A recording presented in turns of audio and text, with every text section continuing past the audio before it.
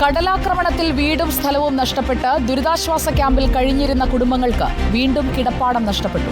ദുരിതാശ്വാസ ക്യാമ്പിൽ നിന്നും പുറത്തായ നിർധനരായ മത്സ്യത്തൊഴിലാളി കുടുംബങ്ങൾ വാടക വീടുകളിൽ അഭയം പ്രാപിച്ചിരിക്കുകയാണ്.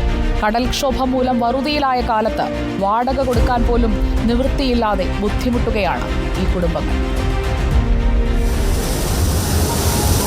അമ്പലപ്പുഴ വടക്ക് പഞ്ചായത്ത് 15-ാം വാർഡായ നീർക്കുന്നം തീരദേശത്ത് താമസിച്ചിരുന്ന 6ഓളം കുടുംബങ്ങൾക്ക് കിടപ്പാടം നഷ്ടപ്പെട്ടിട്ട് വർഷങ്ങളായി. കടലിനോട് മല്ലിട്ട് അധ്വാനിച്ച് സ്വരുക്കൂട്ടിയ ഒരു പങ്കും മത്സ്യഫെഡിന്റെ സഹായവും ചേർത്ത് നിർമ്മിച്ച വീടുകൾ കടലെടുക്കുകയായിരുന്നു.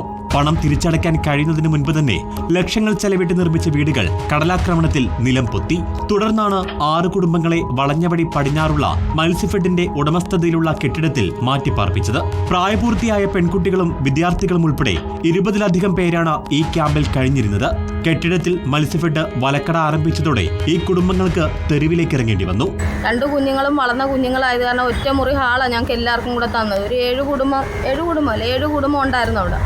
അപ്പോൾ അവർ ആണും പെണ്ണും എല്ലാവരും കൂടെ ഉള്ളത് കാരണം എൻ്റെ മക്കൾക്കൊന്ന് ഡ്രസ്സ് മാറാനോ ഒന്നും അവിടെ സാഹചര്യമില്ല. ഒരു ബാത്റൂം പോലും ഇല്ല ഞങ്ങൾക്ക് അവിടെ. +1-നും 9-ാം ക്ലാസ്സിലും പഠിക്കുന്ന 2 പെൺകുഞ്ഞുങ്ങളാണ് എനിക്കുള്ളത്. ആ കുഞ്ഞുങ്ങൾക്കൊന്നിരുന്ന് പഠിക്കാൻ പോലും ഒരു ഗൃഹോപകരണങ്ങളില്ലാത്ത ഒരു സാഹചര്യത്തിലാണ് ഞാനിന്ന് ജീവിക്കുന്നത്. ആ ഒരു മുറി വീടാണേലും മൊത്തം ചോർച്ചയാണ്. എങ്ങോട്ടും മാറാനുള്ള വാടക കൊടുക്കാൻ പോലും എനിക്ക് പറ്റുന്നില്ല. ഭർത്താവ് ഒരു മത്സ്യത്തൊഴിലാളിയാണ്.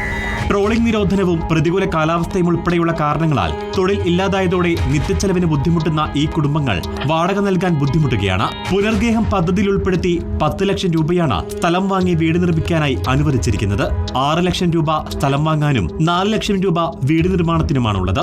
ഈ തുക കൊണ്ട് എങ്ങനെ സ്ഥലം വാങ്ങി വീട് നിർമ്മിക്കുമെന്നാണ് ഇവരുടെ ചോദ്യം.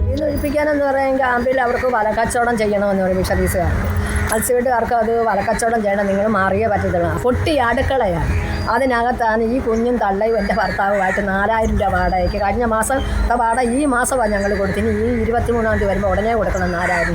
ബാബുവിൻ്റെ സ്ഥലം ഞങ്ങൾ 2 ലക്ഷം വെച്ച് 3 സെൻറ്റ് സ്ഥലം മേടിച്ച് 6 ലക്ഷത്തിന് ഫൗണ്ടേഷൻ വരെ കെട്ടിയ പാർട്ടി കിടക്കിയ ബാക്കി പൈസ വേണ്ടേ.